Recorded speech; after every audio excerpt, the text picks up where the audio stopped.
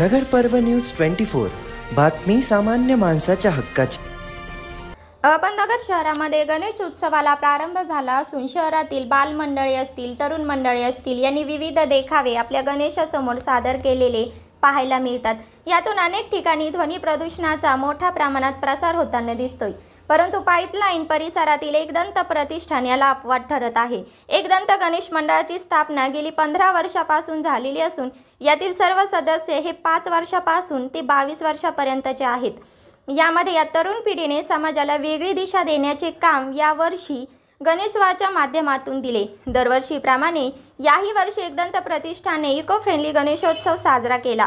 बांबू पत्रावळी गवत यांच्या सहाय्याने त्यांनी मंडप उभारणी केली असून इको फ्रेंडली हा गणेशोत्सव त्यांनी साजरा केला।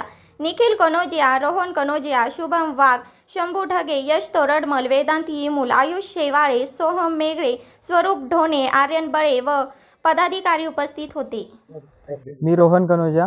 आम्ही सर्व मिळून एकदंत मित्रमंडळ हा गणेश उत्सव दरवर्षी साजरा करतो। यावर्षी आम्हाला 15 वर्ष कंप्लीट झाले आहे आणि आम्ही दरवर्षी इको फ्रेंडली गणेश उत्सव व्हावा याप्रमाणे काहीतरी प्रयत्न करतो असतो। यावर्षी आम्ही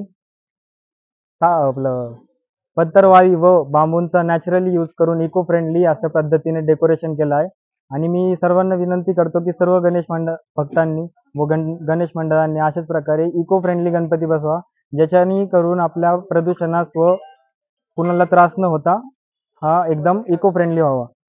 आणि हे बनवण्यास आम्हाला 15 ते 20 दिवस गेलेत। दररोज रात्री 12 वाजेपर्यंत आम्ही इथं काम करायचो।